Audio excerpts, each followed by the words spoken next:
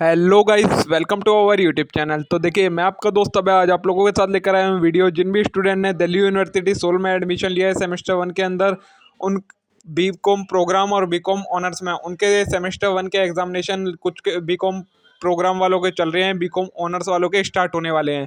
तो उसमें उनका एक सब्जेक्ट है फाइनेंशियल अकाउंटिंग। आज मैं लेकर आया हूँ उसके साथ आपके साथ उसकी वीडियो, जिसमें हम देखने वाले हैं उसके कुछ मोस्ट एक्सपेक्टेड प्रैक्टिकल क्वेश्चन जो कि मे भी आपके एग्जाम्स में आ सकते हैं।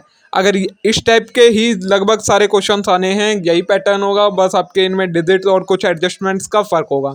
तो मैं लेकर आया हूँ आपके साथ प्रैक्टिकल क्वेश्चन, जिसके मैंने सॉल्यूशन भी आपको प्रोवाइड करवाए हैं। अब टाइम बहुत कम रह गया है क्योंकि बीकॉम प्रोग्राम वालों का कल ही एग्जाम है, तो उनका सॉल्यूशन इस वीडियो में करके दिखाना वो तो पॉसिबल नहीं हो पाया, इसलिए मैं आपके पास सॉल्यूशन साथ में लेकर आया हूँ।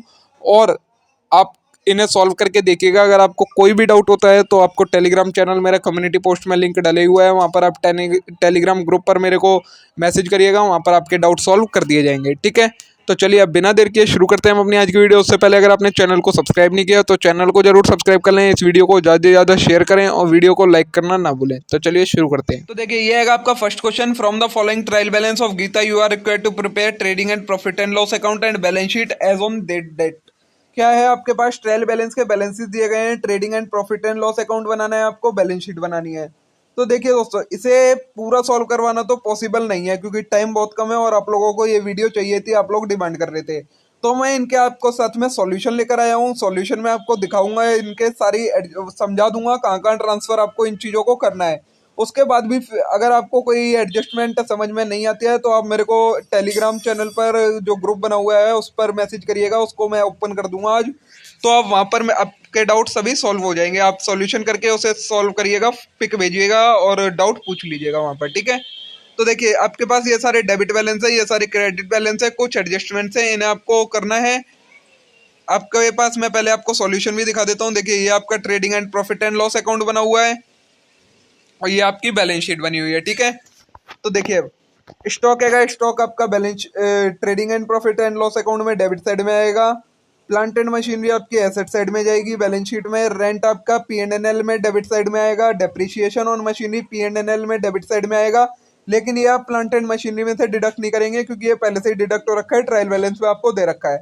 वेजेस आपके डायरेक्ट एक्सपेंस है, trading and profit trading account में आएंगे डेबिट साइड में। सैलरी आपकी इनडायरेक्ट एक्सपेंस है, P&L में आएगी डेबिट साइड में। कैश है आपकी 27,000 की, ये आपकी बैलेंस शीट में एसेट साइड में दिखेगी। परचेजेज आपकी ट्रेडिंग अकाउंट में डेबिट साइड में आएगी। डेटर आएंगे आपके, डेटर आपके बैलेंस शीट में एसेट साइड में आएंगे। डिस्काउंट ये आपका डेबिट साइड में, मतलब आपने डिस्काउंट दिया है तो ये आपका P&L अकाउंट में डेबिट साइड में आएगा। कैरेज इनवर्ड आपने परचेज पर कैरेज पे करा है तो ये आपका डायरेक्ट एक्सपेंस हो जाएगा, ट्रेडिंग अकाउंट में जाएगा। बेड डेट्स आपके इनडायरेक्ट एक्सपेंस होते हैं तो ये आपके P&L अकाउंट में आएंगे डेबिट साइड में। कैपिटल आपकी लाइबिलिटी साइड में बैलेंस शीट में। वेजेस आउटस्टैंडिंग होंगे वो आपके वो बैलेंस शीट में शो होंगे, और इन वेजेस को आप किसमें, जो ट्रेडिंग अकाउंट में आपके वेजेस होंगे उनमें भी ऐड करेंगे। और सेल्स है आपकी, वो ट्रेडिंग अकाउंट में क्रेडिट साइड में जाएगी। क्रेडिटर है आपके बैलेंस शीट में लाइबिलिटी साइड में दिखेंगे। बिल्स पेबल हैं आपके, ये भी आपकी लाइबिलिटी है बैलेंस शीट में लाइबिलिटी साइड में। डिस्काउंट क्रेडिट साइड में, मतलब आपको मिला है तो ये आपकी इनकम है, P&L में क्रेडिट साइड में आएगी। कमीशन ये भी आपको मिला हुआ है क्योंकि क्रेडिट बैलेंस है तो ये भी आपको P&L में क्रेडिट साइड में आएगा। ये तो हो गया आपके ट्रायल बैलेंस के आइटम। इनमें कुछ एडजस्टमेंट होंगी वो आपको करनी पड़ेंगी, क्वेश्चन में देख लीजिएगा, आपको वहां से समझ में आ जाएंगी। एडजस्टमेंट में ये नीचे वाली बता देता हूँ। स्टॉक दिएगा आपको तो ये आपका स्टॉक कहाँ का जाएगा, एक तो ट्रेडिंग अकाउंट में आपका क्रेडिट साइड में जाएगा और बैलेंस शीट में एसेट साइड में यह स्टॉक आपका शो होगा। फिर अगर stock destroyed by fire 6,000 and insurance company accepted a claim of 3,600। आपका स्टॉक डिस्ट्रॉय हो गया 6,000 का फायर से, तो ये आप कहाँ से डिडक्ट करेंगे, ट्रेडिंग अकाउंट में डेबिट साइड में इसे पोस्ट करेंगे, उस स्टॉक में से डिडक्ट करेंगे। और आपको इंश्योरेंस क्लेम मिला है तो ये आपका ट्रेडिंग अकाउंट में ही जाना चाहिए। देखते हैं कहाँ भेजा है इन्होंने।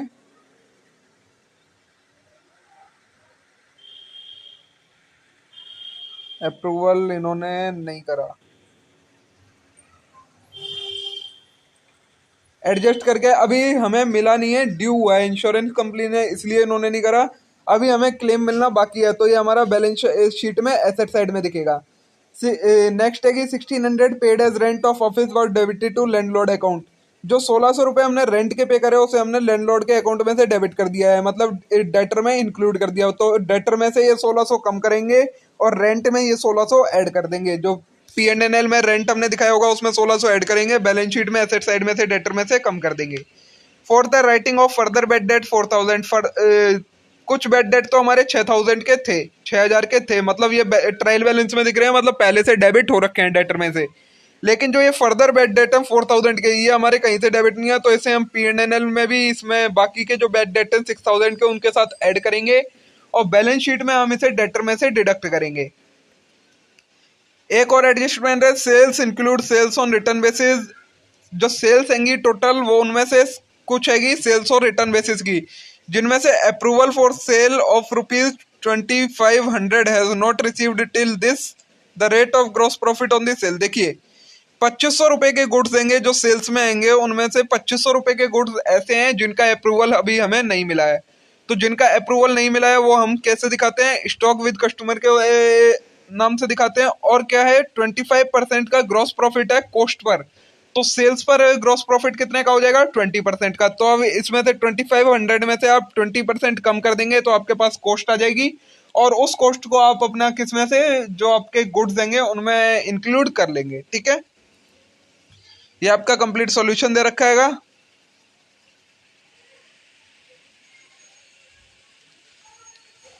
ठीक है, question, prepare an income and expenditure account for college for the year ended 31 March 2017 and a balance sheet as on date from the following information. क्या करना है आपको, इनकम एंड एक्सपेंडिचर अकाउंट बनाना है और बैलेंस शीट बनानी है, receipt and payment account दिया है आपको और कुछ एडजस्टमेंट दिए हैं। ठीक है, तो ऐसे आप ट्राई करिएगा, अगर आपको सॉल्यूशन आ जाता है तो मैंने आपको इसका सॉल्यूशन प्रोवाइड करवा रखा है, उससे आप मैच करिएगा। ये आपको सॉल्यूशन दे रखा है कंप्लीट। ठीक है, ये आपका इनकम एंड एक्सपेंडिचर अकाउंट हैगा, ये आपकी बैलेंस शीट क्लोजिंग वाली हैगी और ये बैलेंस शीट आपकी ओपनिंग वाली है। सारी चीजें इन्फॉर्मेशन गिवन है। अगर आपको फिर भी डाउट रहता है तो जैसे कि मैंने आपको बताया कि आप टेलीग्राम पर मेरे को ग्रुप में मैसेज करिएगा, वहां पर ये आपको इसका क्वेरी सारी सॉल्व कर दूंगा मैं। ठीक है, नेक्स्ट क्वेश्चन देखते हैं।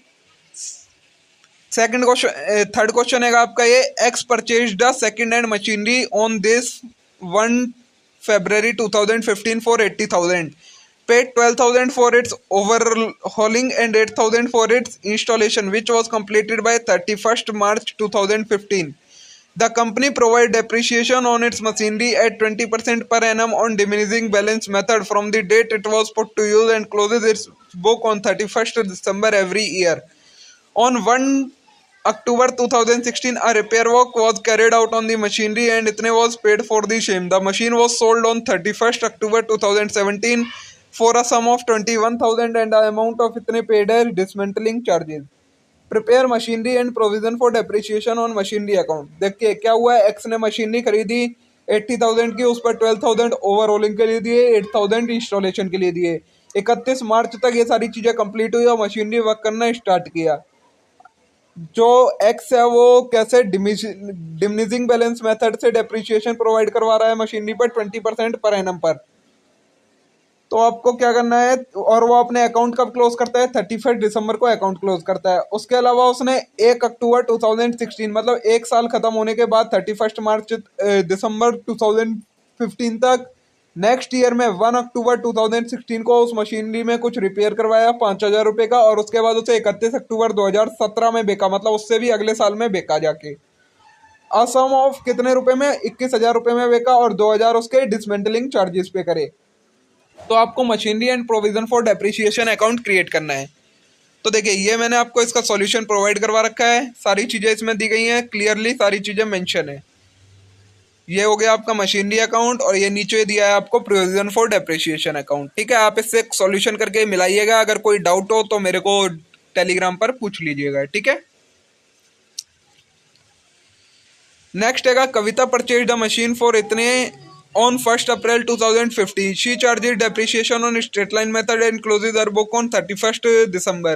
The machine has a useful life of 8 years after it can be sold for 8,000. She purchased another machinery on May 1st, 2016 for itne and with 5-year useful life and nil residual value. In 2017, the first machinery was sold for 50,000 on June 30 when new machine was purchased for 30,000 with 3-year useful life and 3,000 residual value. Prepare a machinery account for the 3 year ending December 31st 2017. क्या बोला गया है?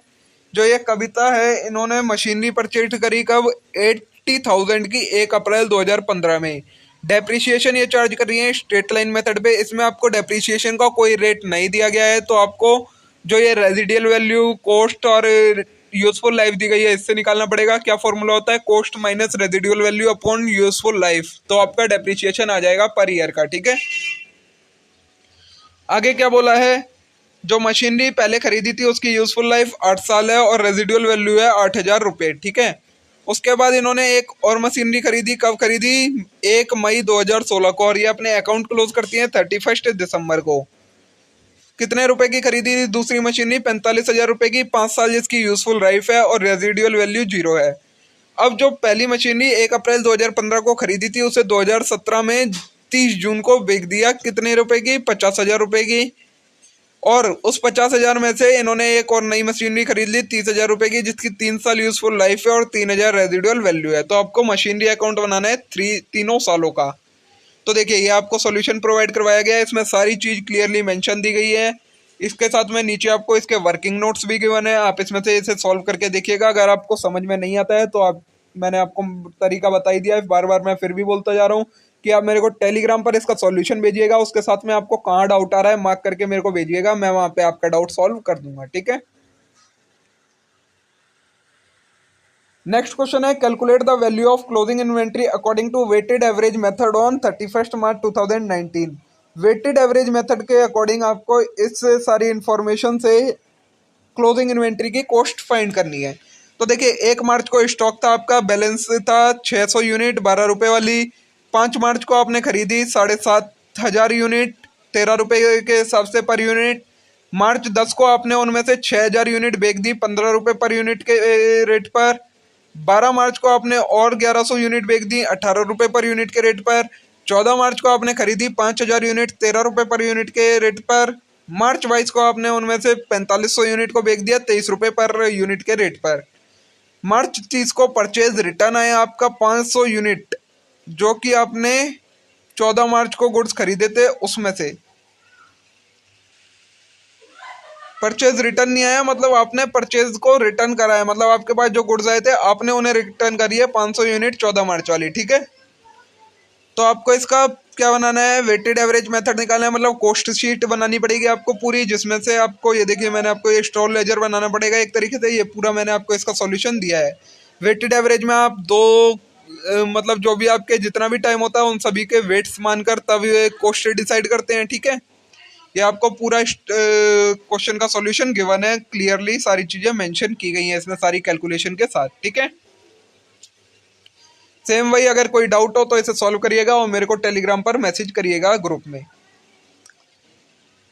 Next question है, from the following particular find the profit for the year ended 31 March 2019 using stock and debtor system. The gross profit is 30% on sale price. ये आपको इसमें क्या बनाना है? स्टॉक एंड डेटर सिस्टम के अकॉर्डिंग प्रॉफिट फाइंड करना है। अगर gross profit का रेट दिया है 30% ऑन सेलिंग प्राइस। क्या क्या स्टॉक दिया है? देखिए, आपको इन्फॉर्मेशन दी है 2018 की। अप्रैल 1 को आपका स्टॉक था शॉप में 18,000 रुपये का। अप्रैल 1 को इंस्टॉलमेंट ओवर ड्यू थी 20,000 की, और स्टॉक था कस्टमर के पास 40,000 का। 2019 में आपके पास मार्च 31 को मतलब क्लोजिंग में स्टॉक रह गया 63,000 रुपये का। इंस्टॉलमेंट ओवर ड्यू रह गई 22,000 रुपये की हो गई। Goods purchased for sale on HP during the year. जो गुड्स परचेज करे थे सेल करने के लिए इतने रुपए के 1,85,000 के। कैश रिसीव्ड हुआ है पूरे साल में 1,80,000। और goods repossessed instalment due value date. जो गुड्स मतलब जिनकी वैल्यू कम हो गई है एक तरीके से, वो हो गई है 2,000 रुपये की, जिनकी 5,000 वैल्यू थी। तो देखिए, इसको मैं आपको प्रॉफिट फाइंड करना है तो आपको कई सारे अकाउंट बनाने पड़ेंगे। देखिए, मैंने सारे सॉल्यूशन आपको दिए हैं। शॉप का स्टॉक का अकाउंट बनाना पड़ेगा आपको। उसके बाद hire purchase stock account, hire purchase debtor account, stock reserve account और एचपी एडजस्टमेंट अकाउंट बनाना पड़ेगा आपको। वैसे हायर परचेज आपका खत्म हो चुका है, लेकिन अब इस क्वेश्चन में दिया गया है तो मे भी इस टाइप का क्वेश्चन आ सकता है, लेकिन ये हायर परचेज जिसमें होगा वो क्वेश्चन आपका नहीं आएगा। तो आप इसे ट्राई कर सकते हैं, लेकिन आपका हायर परचेज का कोई कंसेप्ट नहीं आना है, इसलिए मे भी ये क्वेश्चन नहीं आएगा। ठीक है, फिर भी अगर आपको कोई डाउट हो तो आप टेलीग्राम पर मेरे को डीएम करिएगा, वहाँ पर मैं आपका डाउट सॉल्व कर दूंगा। नेक्स्ट क्वेश्चन है, Mrs Larry and daughter Delhi has a branch at Jaipur. Mrs Larry and daughter हैंगी, उनका दिल्ली की में एक ब्रांच, मतलब दिल्ली की हैंगी वो, और उनकी ब्रांच हैगी कंपनी की एक जयपुर में। Goods are invoiced at cost plus 25%। Goods, जो गुड्स भेजे जाते हैं वो कैसे भेजे जाते हैं, इनवॉइस के ऊपर 25%, मतलब कॉस्ट के ऊपर 25% लगाकर इनवॉइस प्राइस बनाया जाता है। विच इज सेलिंग प्राइस, जो कि सेलिंग प्राइस है from the following prepare branch accounting debtor system to calculate profit. Branch account बनाना है आपको प्रॉफिट कैलकुलेट करने के लिए। देखिए ओपनिंग बैलेंस दिए गए हैं आपको, branch stock at invoice price 35,000, branch debtor 75,000 और ब्रांच कैश 4,000।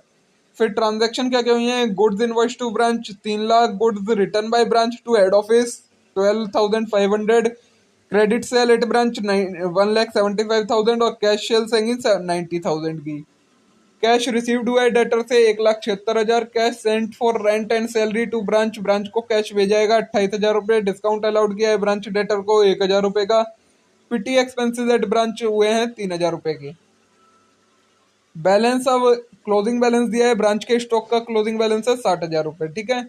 अब इसमें देखिए मैंने आपको प्रोवाइड करवा रखा है ब्रांच अकाउंट का पूरा बना के दे रखा है, इसमें सारी चीजें क्लियरली मेंशन की गई हैं और साथ में इसके वर्किंग नोट भी दिए गए हैं जिसमें हमने ब्रांच डेटर अकाउंट बनाया है, ठीक है। ये हो गया आपका इस वाले क्वेश्चन का सॉल्यूशन। ये आपका दूसरे वाले का आ गया है, वो क्वेश्चन अभी आएगा, देखिए ये है। A company has 3 department for, next question है ये, a company has 3 department with the detail. एक कंपनी के 3 डिपार्टमेंट है, डिपार्टमेंट ए, डिपार्टमेंट बी और डिपार्टमेंट सी। इनका बता रखा है डिपार्टमेंट ए ने 20% एरिया ऑक्यूपाई कर रखा है, डिपार्टमेंट बी ने 30% और डिपार्टमेंट सी ने 50%। सेल्स है कि डिपार्टमेंट है कि 1 लाख, बी की है 2 लाख, सी की है 3 लाख। नंबर ऑफ एम्प्लॉई होंगे 100 एम्प्लॉई होंगे ए में, 120 होंगे बी में और 150 एम्प्लॉई होंगे सी में। हमें ये एक्सपेंसेस एलोकेट करने हैं तीनों डिपार्टमेंट के। रेंट किस पर कितना आएगा, लाइटनिंग का खर्चा किस पर कितना आएगा, सेलिंग एक्सपेंस किस पर कितने आएंगे और लेबर वेलफेयर एक्सपेंस किस पर कितना आएगा, ठीक है। तो देखिए ये चार्ट बना के दे रखा है मैंने आपको एलोकेशन ऑफ रिसोर्सेज का, एक्सपेंसेस का। तो देखिए इसमें आपको क्लियरली सारे एक्सपेंसेस दे दिए गए हैं किस हिसाब पर, जो एरिया के हिसाब से रेंट हैगा वो फ्लोर एरिया के अकॉर्डिंग बांटा गया है, लाइटनिंग फ्लोर एरिया के रेशियो में बांटी गई है, सेलिंग एक्सपेंस सेल्स वैल्यू के रेशियो में बांटे गए हैं और labour welfare expenses number of employ के रेशियो में बांटे गए हैं, ठीक है। इस तरीके से आपका होना है। फिर भी अगर आपको कुछ समझ में नहीं आया तो मेरे को वही टेलीग्राम पर आप मैसेज करिएगा, वहां मैं आपका डाउट क्लियर कर दूंगा। तो देखिएगा इस टाइप के मोस्टली क्वेश्चन आपके एग्जाम्स में आने हैं। मैंने आपको एक ओवरव्यू दे दिया, अब बहुत कम टाइम में अवेलेबल था आप लोगों का, कुछ का कल एग्जाम है, कुछ का जो बीकॉम ऑनर्स वाले हैं उनका तो चलिए अभी टाइम है, लेकिन जो बीकॉम वालों के लिए ये वीडियो मैंने इसलिए जल्दी बना दी क्योंकि वो लोग डिमांड कर रहे थे, उनका कल एग्जाम है, उनको प्रैक्टिस करनी थी किस टाइप का क्वेश्चन आएंगे, उन्हें कोई आइडिया नहीं था। तो आपके लगभग इसी टाइप के क्वेश्चन आएंगे, इनकी डिजिट चेंज हो जाएंगी, थोड़ी बहुत एडजस्टमेंट्स अलग हो सकती हैं बस, ठीक है। तो आप इस वीडियो से प्रैक्टिस करें, वीडियो को ज़्यादा से ज़्यादा शेयर करें। अगर कोई डाउट हो तो टेलीग्राम पर जरूर मेंशन करें, वहां पर मैं आपका डाउट क्लियर कर दूंगा, ठीक है। अब हम मिलेंगे नेक्स्ट वीडियो में, देखते हैं किसी न्यू कंटेंट के साथ। तब तक के लिए आप इस वीडियो को लाइक करें, अपनी प्रैक्टिस ढंग से करें और वीडियो को सभी दोस्तों के साथ शेयर करें जिससे औरों को भी इसका बेनिफिट मिल सके। Thank you.